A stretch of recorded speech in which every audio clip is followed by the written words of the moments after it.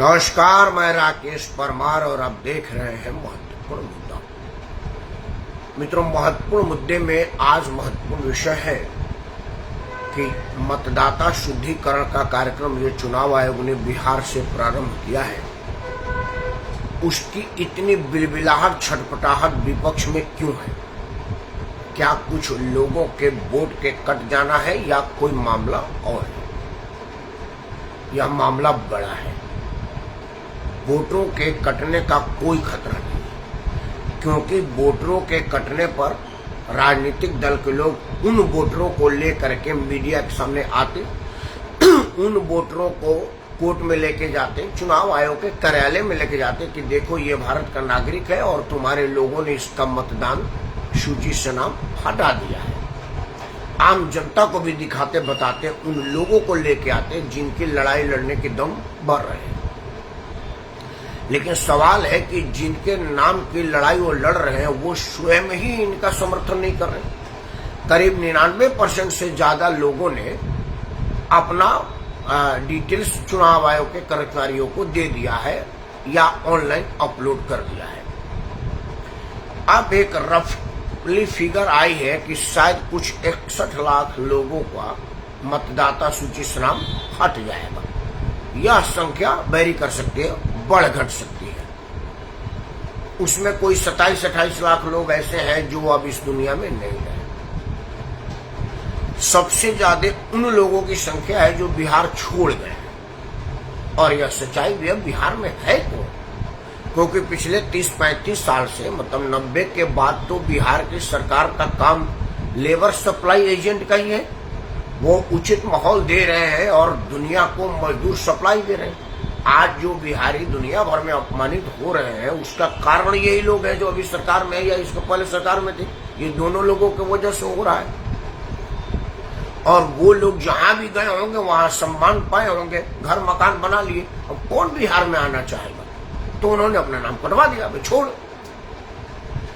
और कुछ लोगों ने दो जगह मतदान कर रखा था। वो डर गए कि यार ये टेक्निक का जमाना है, आधार कार्ड मांग रहा है, कहीं आधार से लिंक कर देगा तो पता न चल जाए, तो उन लोगों ने अपना नाम हटा लिया है।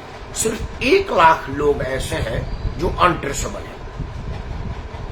उसमें से हो सकता है कि कुछ लोग गए ना हो, कुछ लोग बाहर हैं। छोड़ो, क्या वोट देना यार, सरकार तो बेईमानी ही करनी है।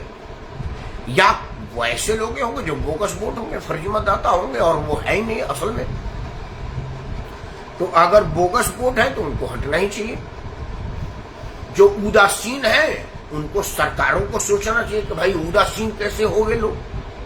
मतलब हर हाल में आपको नुकसान ही है राजनीतिक दल को। उनको यह मालूम है कि मैं किसी मतदाता को प्रदर्शन में ले जाने की स्थिति में नहीं, क्योंकि बिहार में यह जोर शोर से चल रहा है, लेकिन कोई सड़क पर आम आदमी नहीं आया है।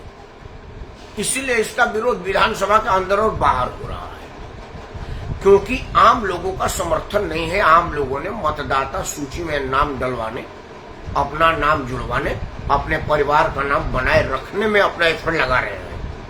और उनके नाम पर विधानसभा और विधानसभा के बाहर नेता लड़ाई लड़ रहे हैं, क्योंकि यह हवाई लड़ाई है, ऊपर की लड़ाई है। तो यह क्या मामला चुनाव आयोग के शुद्धिकरण का कार्यक्रम है? नहीं, यह मामला विदेशी टूल किट का प्रयोजन है, जो हमारे यहाँ समय समय पर करती रहती है, होती रहती है। जब आपने किसानों के नाम पर आंदोलन देखा, आपने देखा किस तरह के टूल किट्स काम कर रहे थे। आपने एनआरसी का कार्यक्रम देखा, आपने देखा किस तरह के टूल किट्स काम कर रहे थे। उन जो विदेशी टूल किट्स का काम जो हमारे देश का नुकसान पहुंचाना है, जो ऐसे एनजीओ के माध्यम से, कुछ अनफॉर्चुनेट राजनीतिक दल के माध्यम से हमारे देश को अस्थिर करने का साजिश रखते हैं, उनको इस बात की भली भांति खबर है कि यह मतदाता शुद्धिकरण का कार्यक्रम नहीं है, मतदाता पहचान का कार्यक्रम नहीं है। ये असल में फर्जी लोगों को मतदान से बाहर करने का कार्यक्रम है। और अगर फर्जी मतदाता बाहर हो गए तो ये जो फर्जी लोग चुन करके विधानसभा और लोकसभा में भेजे जाते हैं, जो हमारी बात करते हैं, वह रुक जाएगा, और वो अगर वो रुक जाएगा तो जड़ ही कट जाएगा, तो फिर आगे फल की कोई उम्मीद ही नहीं है।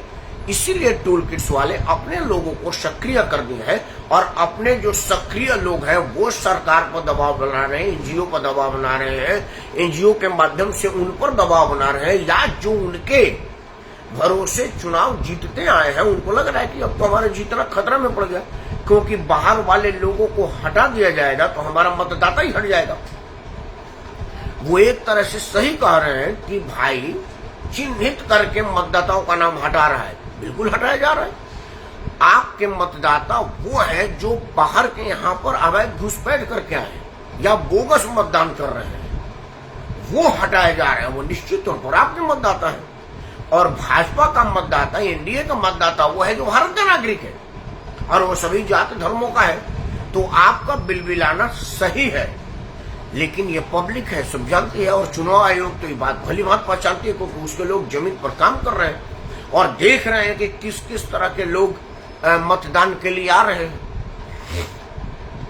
तो मित्रों, मैं आपके माध्यम से भारत के समस्त नागरिकों से आह्वान करता हूं कि आप चुनाव आयोग के इस पुनीत कार्य में अपना सहयोग दें।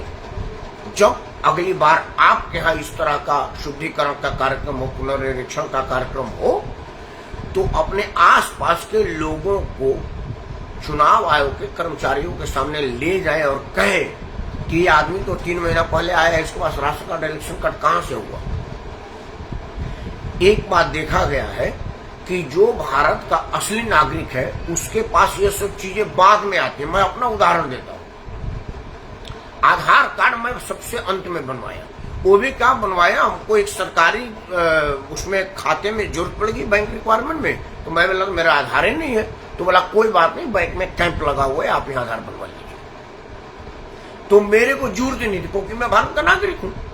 लेकिन जो भारत का नागरिक नहीं, वो सबसे पहले आधार कार्ड बनता है, इलेक्शन कार्ड बनता है, उसका राशन कार्ड बनता है, सब कुछ पहले से बना होता है, तब वो भारत में आता है। और समय समय पर ऐसे लोग पकड़े जाते हैं, तो उनके पास सारा डॉक्यूमेंट होता है, तो सारा डॉक्यूमेंट वाले बांग्लादेशियों को अपना आदमी मान ले।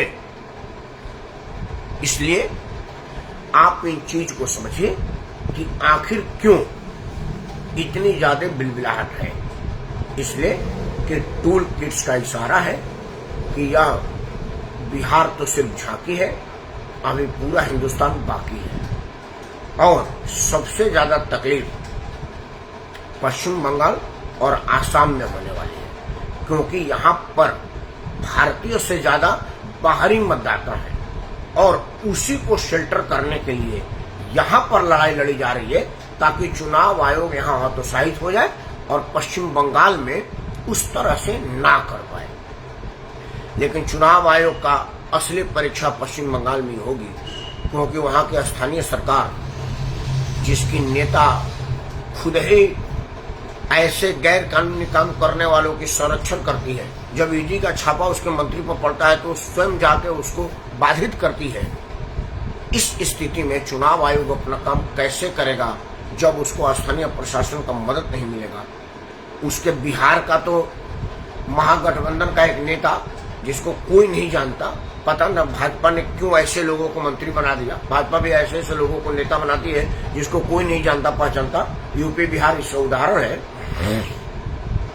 तो वो तो कह रहे हैं कि बीएलओ का घर लोग पहचानते हैं, लोग घर फूंक देंगे। ये तो सिर्फ कह रहा है, पश्चिम बंगाल में फूका भी जा सकता है, क्योंकि वहां पर तो जैसे पता चलता है कि आदमी टीएमसी का वोटर नहीं है, सीधे लटका मिलता है।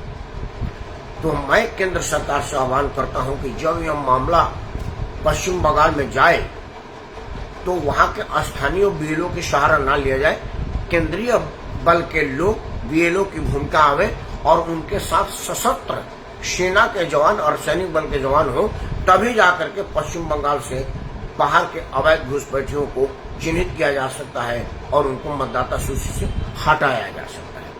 अब 2 बातें कह के वीडियो बंद करूंगा। संसद के बाहर जब माइक लेकर के हमारे पत्रकार बंधु पूछते हैं तो वो कह रहे हैं कि चुनाव आयोग गैर कानूनी काम कर रही है, वो फलाना डॉक्यूमेंट मेरे फलाना डॉक्यूमेंट मांग रही है। अरे अगर आप जन्मे हैं तो आपका जन्म प्रमाण पत्र होगा, अगर मांग लिया तो उसमें गलत क्या है। वो इसलिए मांगा जा रहा है वो बेशक चुनाव आयोग के कानून में ना हो, लेकिन व्यवहार में तो है कि तुम्हारा जन्म कहाँ हुआ और किसके द्वारा हुआ। क्योंकि कुछ लोग तो सिर्फ इस बात के लिए चिन्हित किए गए कि वो तो जन्म भारत में लिया है, लेकिन उसका बाप पाकिस्तानी था और वो तार के नीचे से आया था। उसका बाप बांग्लादेशी था और बॉर्डर पार करके आया था। उसका बाप रेहनिया था, ट्रक में भर करके समुद्र के किनारे से आया था और यहाँ आकर के भारतीय रिसोर्सेज पर कब्जा किया हुआ है। क्योंकि यहाँ मोदी है तो मुफ्त में राशन मुमकिन है। और इसी का काट, इसी का तोड़ और इसी का बचाव है यह मतदाता शुद्धि कार्यक्रम, जो सही में एनआरसी है। और इसी वजह से टूल किट्स वाले परेशान हैं और अपने गुर्गों को सक्रिय कर रहे हैं। तो आप बने रहिए चुनाव आयोग के साथ, अपना समर्थन देते रहिए और चुनाव आयोग का सुरक्षा सुनिश्चित करने के लिए सरकार को दबाव बनाइए। यह तो होना ही है, चाहे कोई रोना है या कुछ होना है, लेकिन मतदाता शुद्धिता कार्यक्रम होना है। इन्हीं शब्दों के साथ मैं राकेश परमार आप सबको सादर प्रणाम करता हूँ। जय हिंद, वंदे मातरम और भारत माता की जय।